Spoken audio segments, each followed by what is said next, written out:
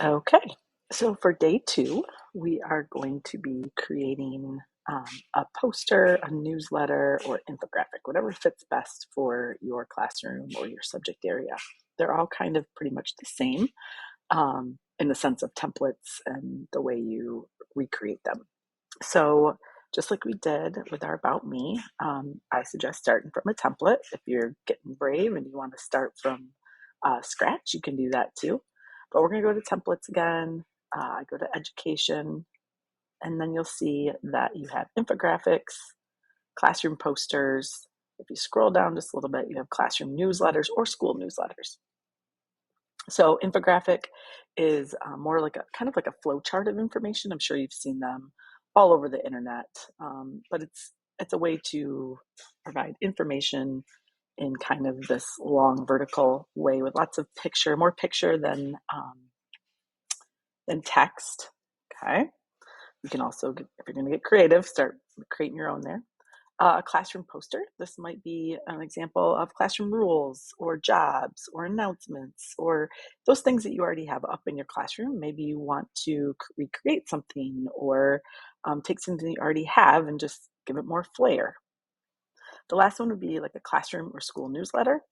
So obviously if we click on here, then being able to go ahead and pick a template to get started in creating a classroom newsletter. Maybe you already have one that's really great, but you're frustrated we can't put links in it or videos. Just remember that with Canva, you can do all those things. So you can make it more of an interactive newsletter if needed.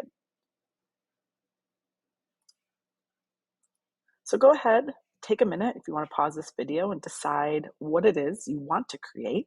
You might create a few things in the next few days, and that's great.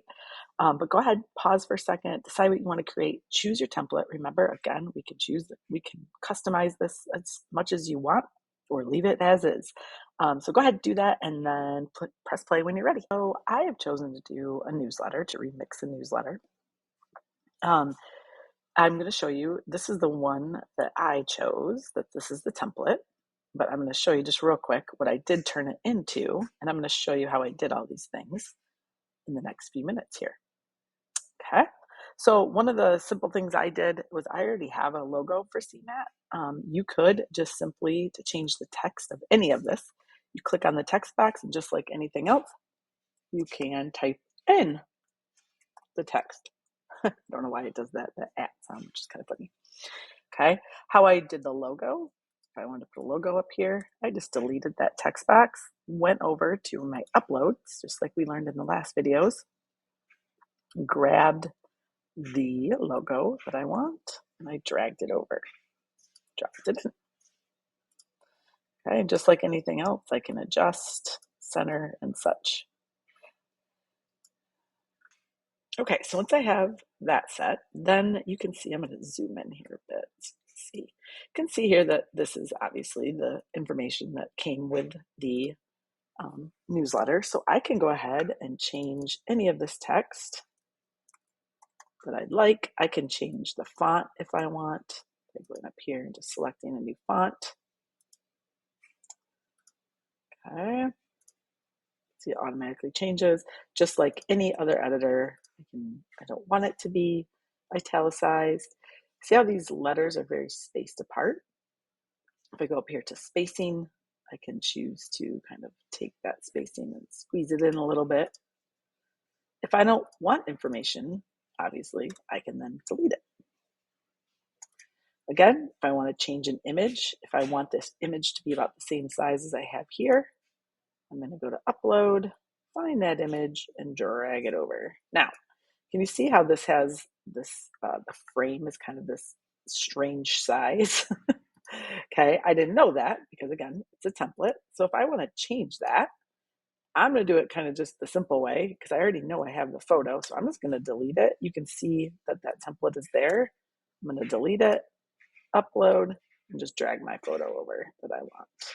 Now remember, if you want a specific type of frame, you just look at the frames, search, drop that in, then drop your photo on top of it. All right, so now I got some color weirdness going on here. So let's look about how changing colors works. So let's say I want to change this image or this shape box up here that's in my background. So I'm going to come up here to colors. And you can see that it gives me some suggested colors, but maybe I want to be really specific and make it the color of my main picture here. So I can click on add new color.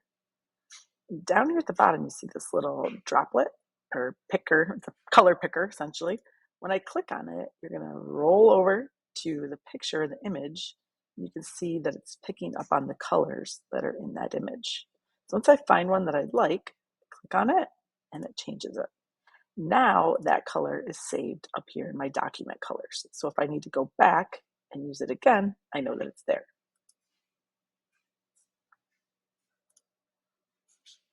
All right, one last trick I want to show you before I set you off on your design adventure. This information is at the bottom of this first page. If I'd like it to move all the way down here to the bottom of my second page, the little trick we're going to do is called grouping.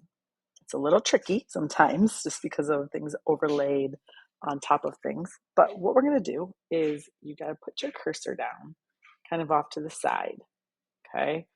And when I click and drag, anything that gets highlighted is going to be able to group together. So now what that does is makes this one solid piece. So if I want to move it, I can move it with all in one piece.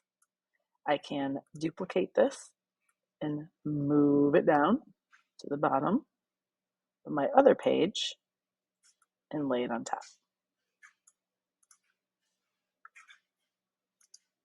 So you can do that really with any kind of like text box. Maybe you've got this all set and you want to make a duplicate of it, copy and paste it in the same formatting onto another page. Maybe eventually you'll change the information, but at least it helps you to move that entire piece into a separate page. The last thing I want to show you is kind of layering. So do you see how this text box is over top of this picture?